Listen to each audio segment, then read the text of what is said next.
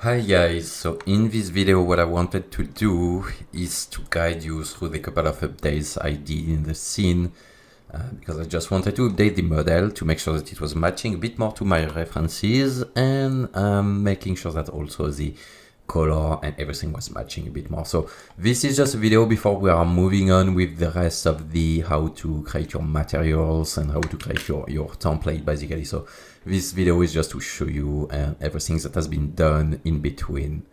So let me just load the layout I'm used to. Should be that one. Did that one? Nope, not this one. So let me try to update it again. View, load layout. I will use this one. Yeah, this one is the one I used. So basically what I did was first I updated the model with a new version, with a new iteration, and what I did also was to load a couple of more maps.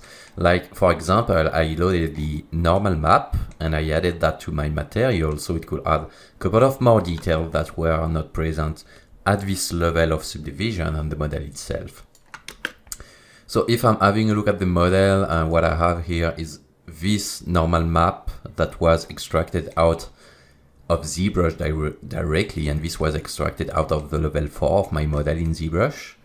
And this is now adding details to my model. If I'm having a look at the material, this is adding details, volume details that cannot be present as polygon information, but it's added now as fade of light information thanks to the normal map. So what I did as well was to, so let me have a look at this. Okay, so I updated the different maps. So let me show you what we were using before so I can compare it. So objects, if I'm going here in version, so you can see that I loaded different kinds, different number of versions. Whoops, it's quite scary. So this is one of the new version.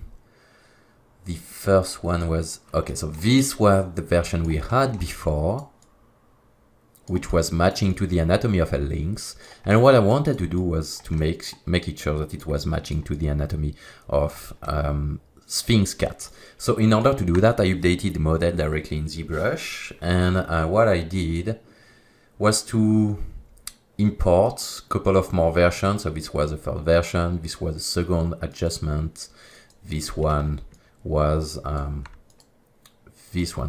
was the latest anatomy, but with more with less details.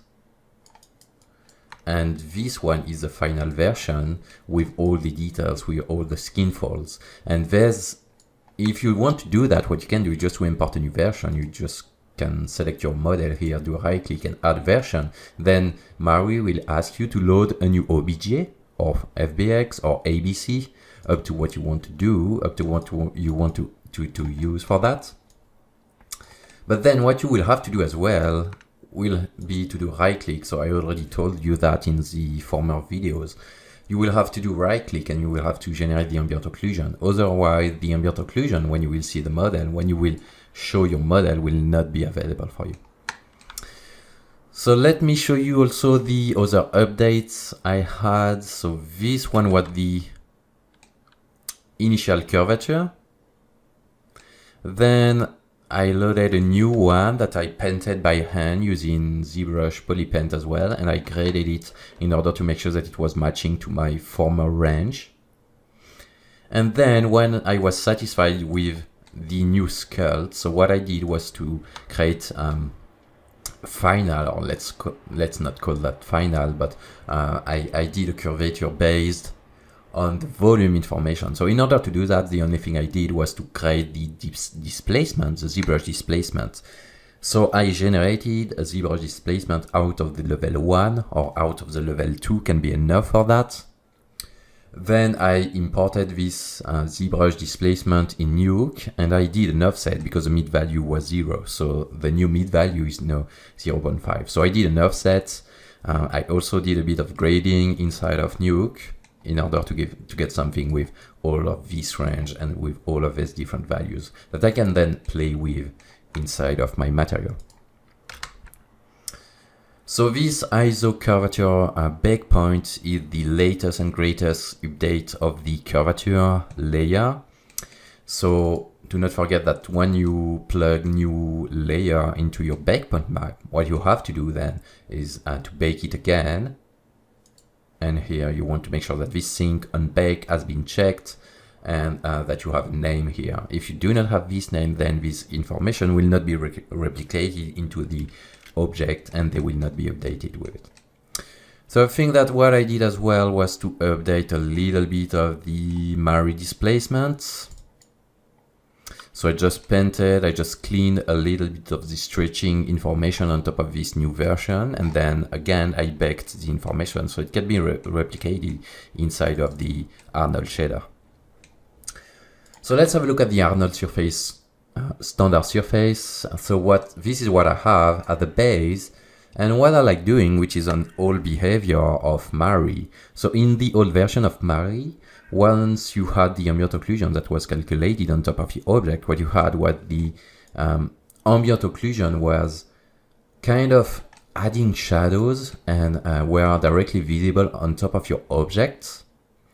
And this is not available into this Arnold surface standard anymore. So you had this option, I think it was into the properties of the Arnold surface standard or the AI standard surface, which is the old shader of Arnold. So you had the ambient occlusion slot that was visible and you could add the ambient occlusion. So it's not visible anymore. It's not available anymore into this new material, but this is not a problem at all. So what you can do in order to have the same effect, and because we are using a node graph based workflow, which is really powerful. So what we can do is to multiply our material by something else. So you can multiply it. Let's say that you want to work on different kinds of material, for example.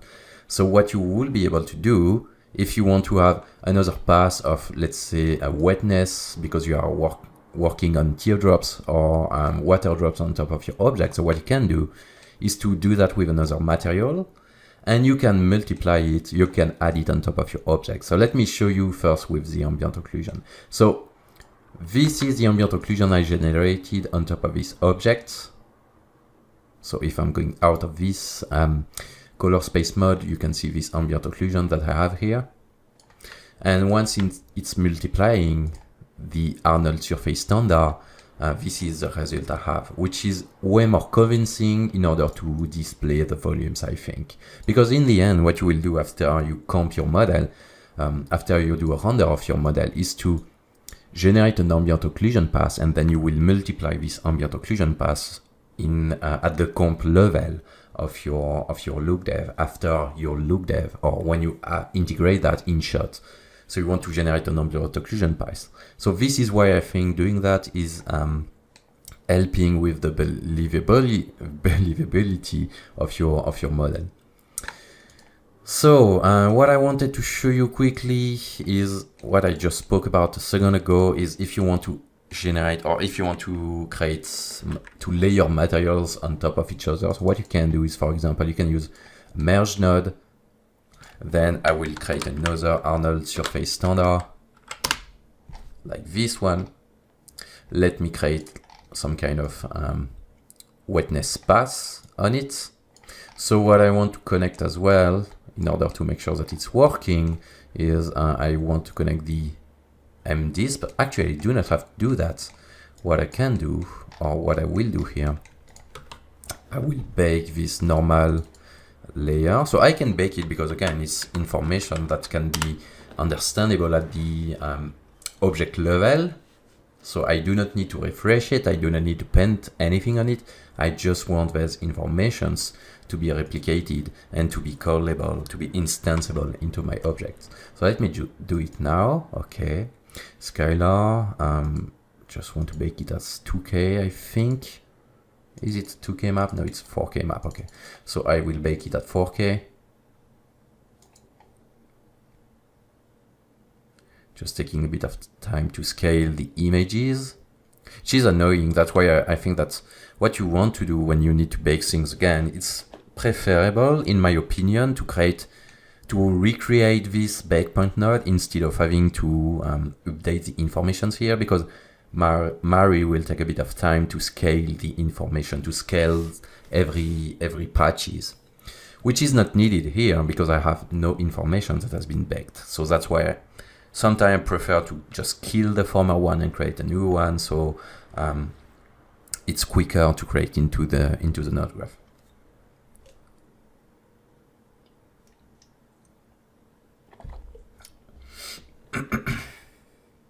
So we just wait for these informations to be updated. Okay, so it has been updated. Now what I want to do is to rename this into normal breakpoint, Control C, and then just create a new geo channel that will be normal. And I will bake it.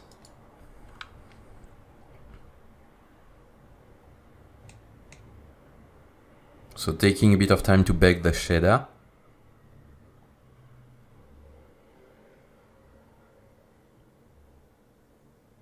Okay, and now what I can do, I can unclick it like this,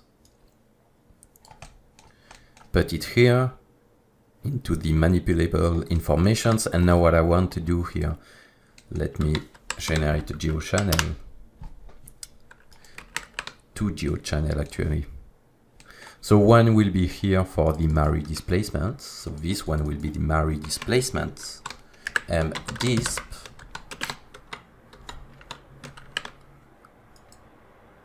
is it loading the Mari displacement, and this one will be here for the normal displacement. I can also call that ZBrush normals. Okay, I will just create a backdrop for that.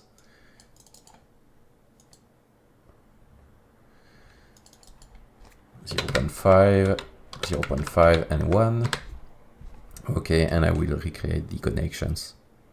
So this one should go into the bump, and this one should go into the normals.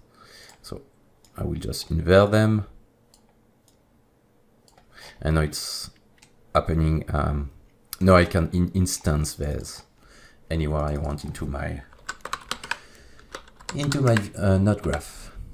So surface info. Okay, save it, and let's copy that here as well. And recreate the connections. So this one will go into normal and this one will go into bump. Okay, so I want to make this one my wet coat.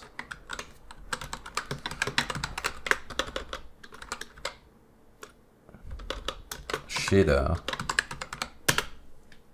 like this. Okay, so what I will do out of this material is just to kill all the color, all the diffuse, because I do not want to use any diffuse. I will just replicate the same former bump I had before. Okay, and what I want to do is to make it slightly rougher, reduce the IOR to something that is closer to water, and I will reduce the intensity of this layer. Okay, so I have my wet layer. So what I can do here, for example, is to start merging different materials all together thanks to the node graph. So what I will do, let's rename this into our skin shader. Okay, and what I can do is I will simply take that, put that at the end, take the output of this material, this will become my base, and take the output of this material, and this one will become my over. And into the merging mode, what I want to do is to say that this will be in lighten and screen. So So we just need to take a bit of time to calculate. And I want to control the repartition. Let me replace this connection and take this one here. So now if I want to control the repartition of the wet coat shader on top of the skin shader, what I will have to do, of course, will be to use a mask for that. So this is with this wet coat and this is without it. So you see, it's really adding wetness to the skin. So what I can do here, for example, is to create a cloud. Plug this cloud as a mask and say that I want this cloud to become smaller, to become rougher. So I have less of this superior node, superior shader happening, and I can simply play with the cloud information. So for example, what we can do with this cloud, let's see what it's giving to us. So we may want to say, for example, that we want to get more wetness on top of the nose. So what I will do is to use a multiply, or actually, do I want to use a, yeah, I want to use a multiply. So I can just copy the information I had here. Okay. Plug it here. So now we have this cloud happening more on the outside of the ambient occlusion, but I want to do the opposite. So we'll take my ambient occlusion, create a brightness lookup. This brightness lookup will be inverted by default. I will reduce the overall opacity and make sure that it's more visible into the ambient occluded area, into the occluded area. Okay. Now I can make sure that my cloud is a little bit less rough and maybe bigger or smaller according to what you want to do. Then this multiply will become my wet coat mult or mask mult. And now I can simply connect this guy here as the mask to this merge. And this one, of course, will become my wet coat shader MRG. And now I have a bit of look dev that is done into the viewport, and I can play with a different effect. You can see that here I have more of this kind of wetness happening into the ambient occluded, the occluded area, which is something that we want to do in the look dev. So that's how you can start creating different maps that will become really useful for you at the look dev level. Then, for example, you can export this out. You create a breakpoint, and then in the breakpoint nodes, when you go to export here, you can click on export baked, and it will export this map out, and you will be able to have an ISO underscore wet coat that you can plug into your look dev for you later on. So this is what I have at this level of my node graph, and then when I'm having a look at this multiply here, then it will add the ambient occlusion over, and it will kill the information that are in the occluded area. It will kill the light into the information that are into the occluded area.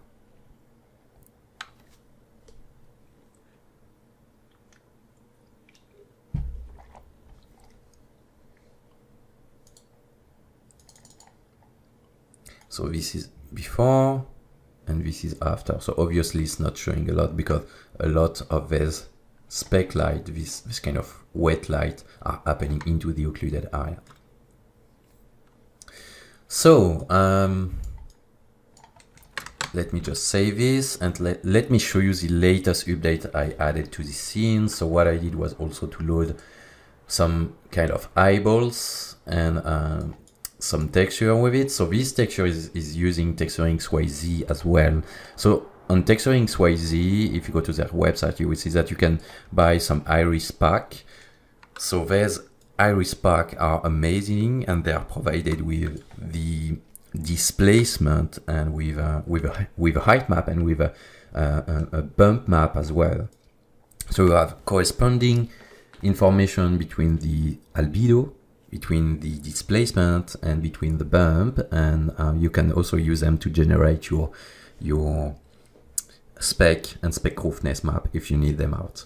What I did for the border, for the kind of veins on the sclera of this object, so what I did was just to pen some manuals informations so I could have the veins, and I also used some procedural. So I think that Mari added that to their latest version, so you can create veins. Is it veins? Or no, it's not veins, it's marble. It's a marble procedural texture that you can use, and you can use it basically to create some marble effects. Then you simply need to play with the scale. You can play with the octaves and so on in order to create this kind of veins. So this is it for this round of updates. Now is the time that we are waiting for. We can translate all of these informations. So this information, we will be able, in the next video, we'll be able to translate them directly into a material, so we can use that on other models. So this is it for this video, guys. This is everything that I updated into this scene. Let's move on to the next one.